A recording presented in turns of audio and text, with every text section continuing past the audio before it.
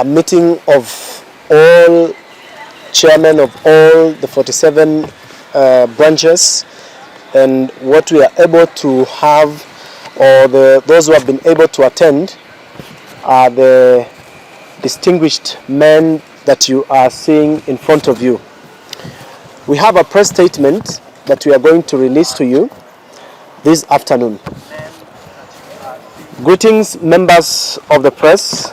First and foremost, we are here to announce to all our members in the country that 1 year since we held our inaugural meeting in Carnival, Simba Saloon, the Men's Conference Group has made a milestone and is now fully registered as required by our laws and the Constitution of the Republic of Kenya.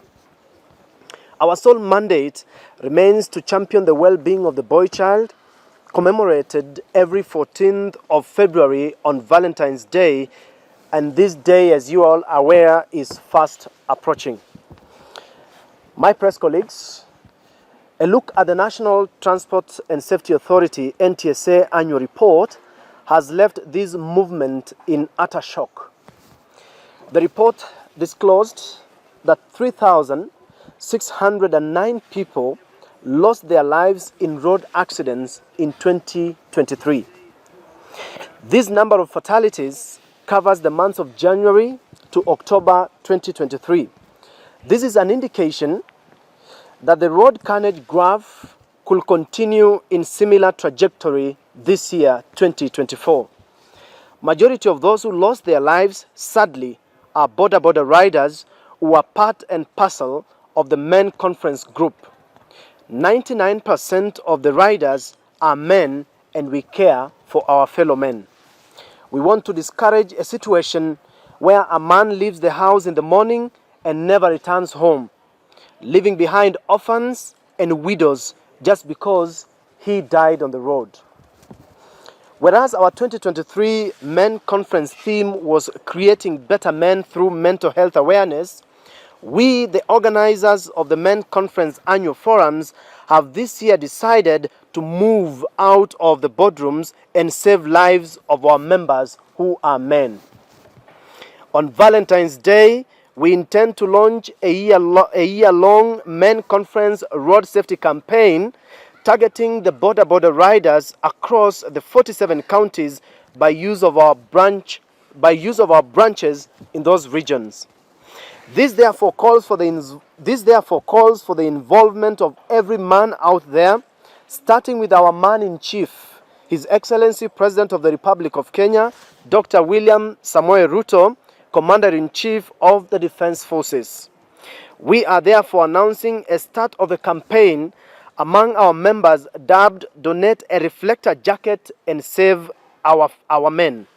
This will run until Tuesday midnight, 13th February, the eve of the Men's Conference Day. The campaign will be launched at Uhuru Park, Nairobi on Wednesday, with at least 2,000 border riders joined by fellow members in various professions. We are equally calling upon institutions that are friends of men to equally join hands with men across the country in giving light to the dream of men and safety. For those members donating physical reflector jackets, you will be required to drop them at our offices at St. George's Building along Parliament Road.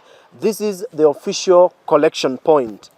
And for those willing to donate in kind for the reflector jackets, we'll have a paybill number given to you, 400-200, to account number 158694. These for the purchase of the reflector jackets to be used on that Men's Conference Day, Wednesday, 14 February. The Men's Conference also announces the demise of our Men Conference head of digital media, Kaiser Obed, aka Grand Mullah, who passed on last Saturday. All men are hereby called upon to take a minute on Wednesday, 14 February, and observe a minute of silence for our departed soldier.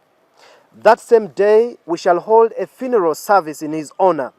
Men also willing to help the family in funeral preparations are directed to get in touch with our association's treasurer, Ian Keganda, of telephone number 0725 488 32 without further delay. I thank you, and just for an elaboration purposes, you all know that on Wednesday we shall be having men's conference. We understand our female gender have organized to have a Valentines Day on Wednesday. We want to tell our female gender that all my members, based on the directives I've given this afternoon, that they will all be very busy in activities that have since been put by the chairman of the association. And just very quickly, for demonstration purposes, we intend to have a safety campaign day on Wednesday, whereby we are calling on all chairmen of all the branches across all the 47 counties to all take part in ensuring we have safety. We have said we do not have a situation where a man leaves his house in the morning, rides a boda and does not return home because he died. So we are going to be donating reflector jackets in this form. I think it's high time that also give the SG to put on one, because we are very keen on having safety. There is no need of a woman waiting for flowers, but your boyfriend bringing you flowers is knocked on the road just because there are no safety kits.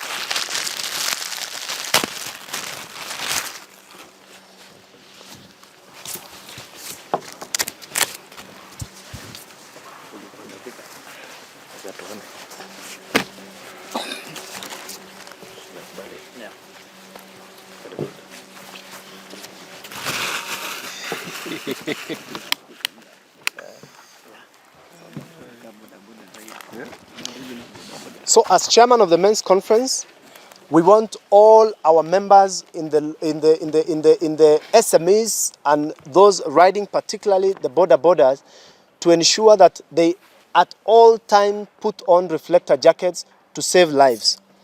We do not want to be sitting in boardrooms and saying we the men are okay when we are losing thousands and thousands of our members down there in the name of border riders. The reason why we are embarking on such an activity that will be a 12-month campaign for all the men, and we will review its success in the next men's conference in 2025, is because we do not want a situation where we are the causes of death on the roads. A border rider, when he knocks a pedestrian, that pedestrian could be your sister, that pedestrian could be your mother, that pedestrian could be your wife, those pedestrians could be your wives, for my members of the association who are polygamous. And so we have written to several organizations to ensure that on that day we have a smooth flow of activities from Uhuru Park and across all the major roads in the CBD. We have written to the National Transport and Safety Authority, NTSA. We have equally written to the Kenya National Highways Authority. We have equally written to the Ministry of Transport. We have equally written to the National Police Service to ensure that on that day, that is Wednesday, the 14th of February, all men will be undertaking this particular activity that has been outlined by the association. The men's conference will be on without any interference. And so we are calling upon the relevant authorities, particularly the National Police Service, who majority of them, I can confirm to you, are our members, to also take part on that day in ensuring that we have safety on our roads. The number of the femicide that have been recorded in the past 1 or 2 months, first is a shock to our the men's conference, and we equally want to tell you that as chairman, we will be using Wednesday, the 14th of February, to also apologize on behalf of our rogue members to the female community for whatever has been happening there.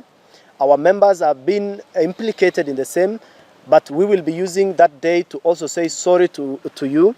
And so for that reason, the 2,000 border riders that we are going to unveil the safety, we will each have a single flower to give to women along Moi Avenue as a show and a sign of sorry to you on behalf of the entire male fraternity, because we do not want a situation as members of the men's conference when some of our members will be going to seek for their second wives, third wives, they get a stumbling block in the name of femicide. We want to ensure that when our members are approaching you, the ladies, from that day on Valentine's Day, you give them a soft spot, you look at them with your two eyes and look at mercy, and uingie box yao. So we do not want a situation whereby this femicide is used against men out there. We want to use that day to make peace and ensure that each and every member, because 80% of our members, some of them have no wives and some of them have only one wife, and they want to add to the polygamous setup. So we will answer that in deeds and not in words on the 14th of February. That is Wednesday. Next question.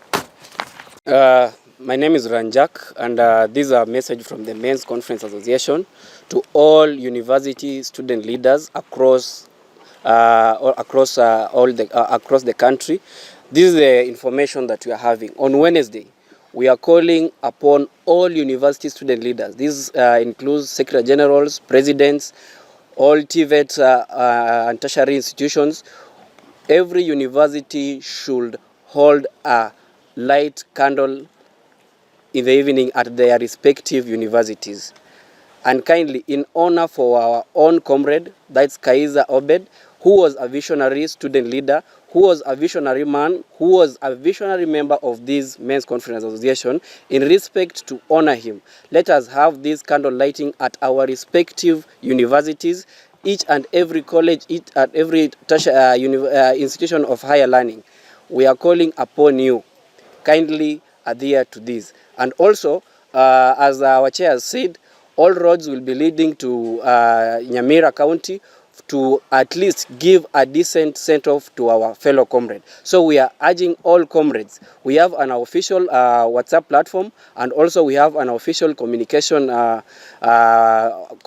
line that we are giving communications. We are going also to have the general or the general candle lighting on Wednesday at the University of Nairobi. We will communicate the venue before then. So kindly, all student leaders across all campuses, across all colleges, we are sending a message to you.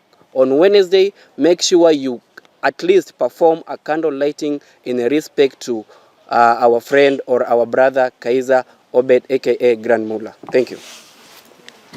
In the middle of the men, we want to give you flowers in advance, because on Wednesday you might not receive, because your person will be heavily engaged with us. So allow me to present this on behalf of all of us. Yes. To you, the lady in the building. And you are receiving on behalf of all those who will miss. Yeah, and you are receiving on behalf of all those who will miss. Yes, thank you. Asanteni. Thank you very much. Thank you very much.